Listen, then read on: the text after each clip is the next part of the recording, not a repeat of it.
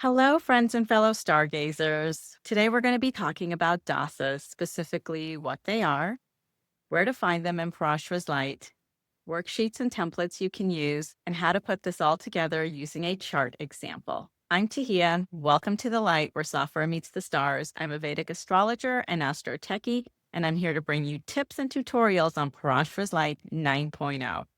Let's step into the light. So, what are dashas?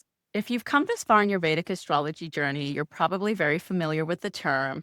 As a quick refresher, dashas are timing systems. They tell you when events or opportunity are likely to occur. They are the foundation of all events. Remember, the transits are dependent on the dashas. If you don't have a dasha that doesn't support a specific transit, it may not happen. The birth chart itself tells the story. It's the blueprint of the individual or the event that you're analyzing. You can think of a chart like a puzzle. The chart itself is the puzzle, and the pieces are the planets, the signs, the houses, the nakshatras, and all the other factors that create the story. So dasas themselves don't create the story, they time the story. They show you when certain karmas in the chart are activated. In other words, dashas activate the natal promise and karma. They don't create anything new, they activate what's already existing in the chart. Let's move on to where we find dasas in Parashara's light. I've opened up a chart, and this is a default chart screen most people see when they create or open up a chart, so I'm going to leave it on this screen. On the right side, in the center, you'll see a table that's labeled Vimshotri. If you double click in the middle of the Vimshotri table, the chart and table selection pops up. But that's not where we're going to go right now, so I'm going to cancel out of this. I said that because I want you to know you have to double click on the space that says Vimshotri, and then you see a table pops up, and this is called the Dasha System Selection Table. And this is where you can customize and pick your dashas to different levels, planets, vargas, etc. So let's take this section one at a time. The first section is Select Date. If we click on this, you'll see you have three options here: today, Muhurta, and new event.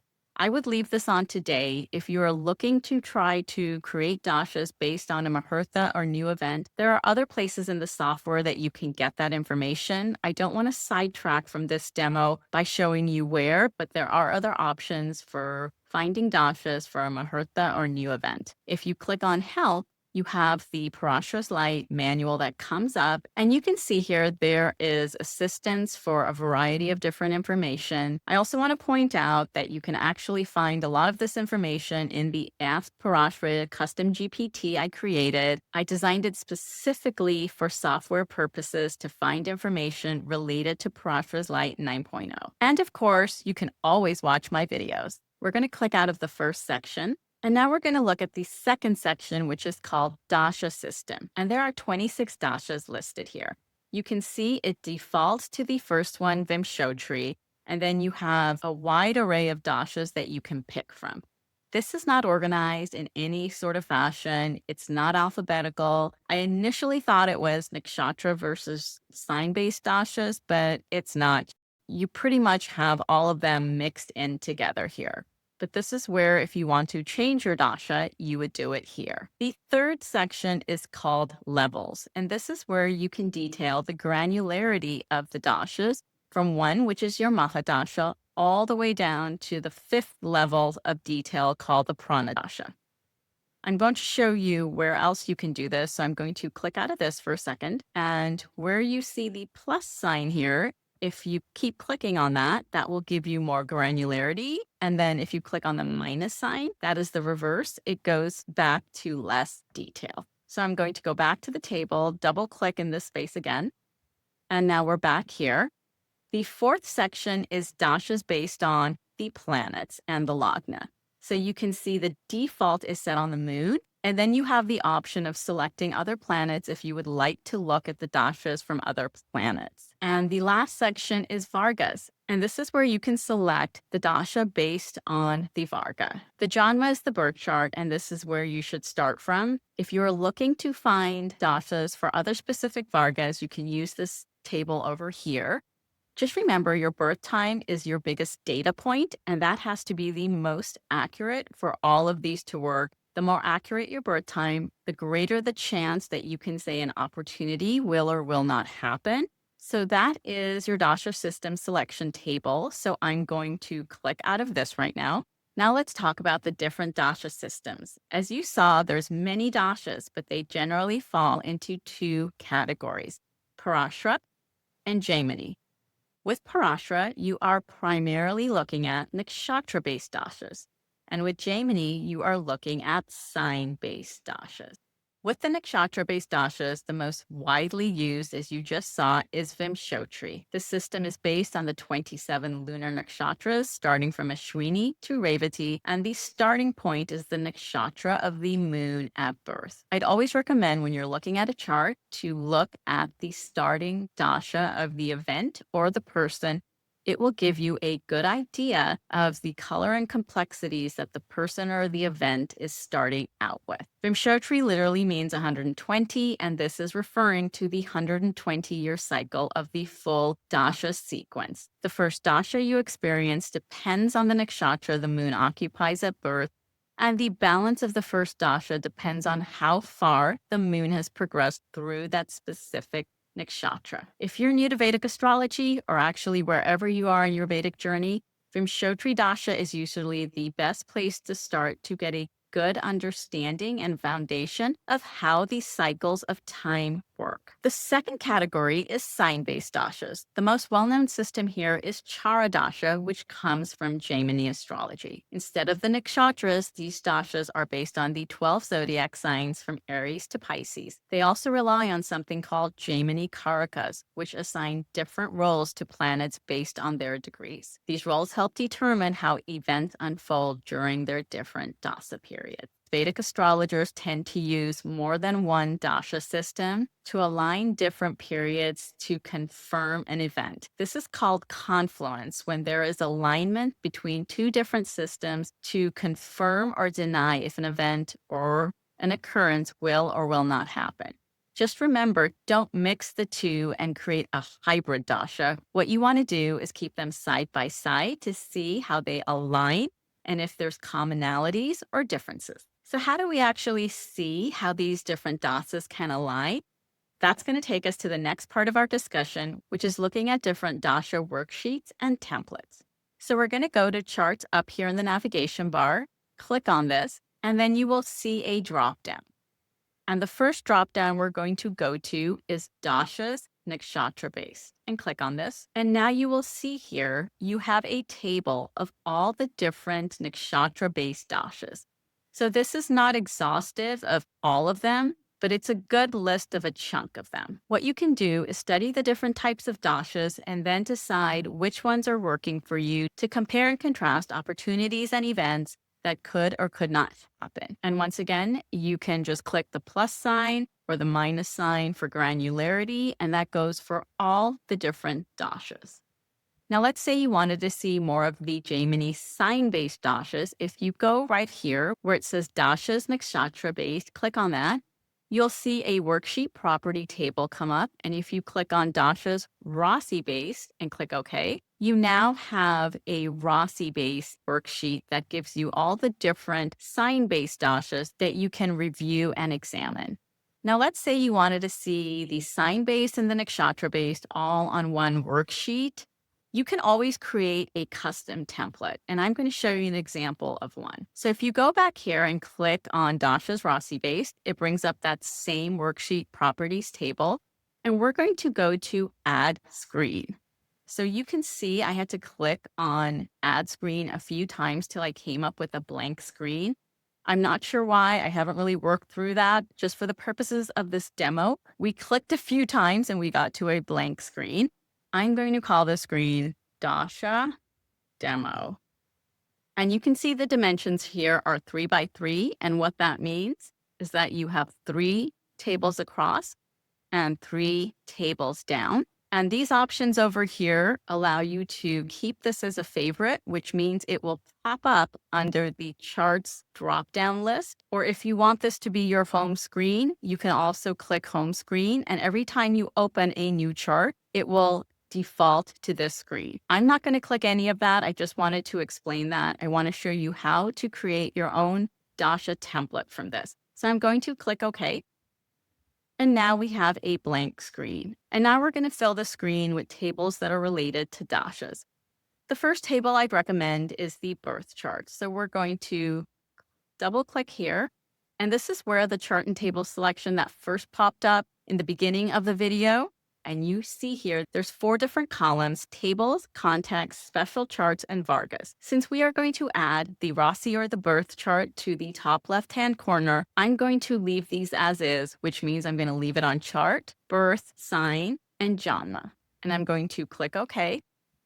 And now we see the birth chart pops up. In the second section, I'm going to double click again. I'm going to click on the one called Current Antara Dashas. Click OK. And now you'll see what pops up is the Mahadasha and Bhukti. And this is kind of a snapshot of the different Bhuktis under one Mahadasha.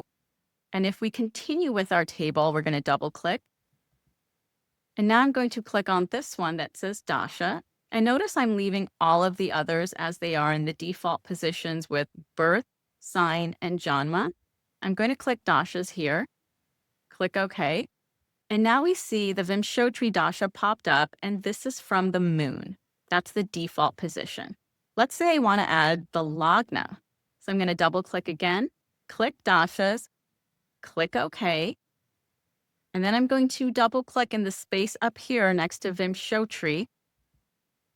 And I'm going to change it from the moon to the Lagna. I'm going to leave it on Janma. I'm going to leave it on the 4th level. You can change this as is. I'm going to click OK. And now we see we can compare and contrast the moon versus the ascendant. And if we continue with this pattern, let's double click again, click Dashas, OK. And now let's say I want this to be a Jaimini Chara Dasha. So I'm going to double click here. And I'm going to change this to Chara. I'm going to leave it on the moon, leave it on Janma, the birth chart, click OK.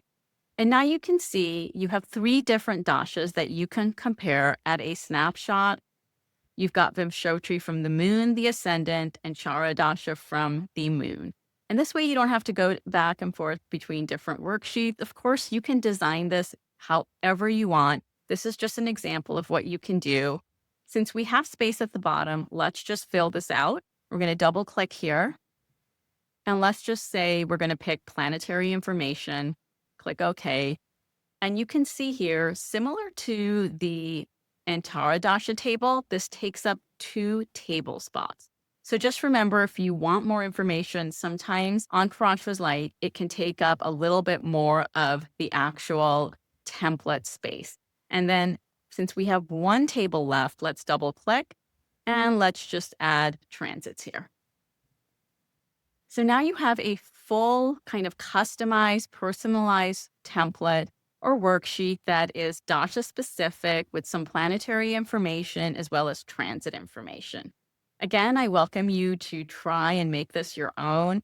You may want to look at other dashas here. Instead of these 2 tables, you can certainly have other dashas. Whatever helps you, I just wanted to give you an example of how to make this your own, and that there are other options besides the templates that come with the software. I wanted to give you some options that are DIY, do it yourself, so you can just create something that works for you. Now let's tie this all together by looking at a chart example.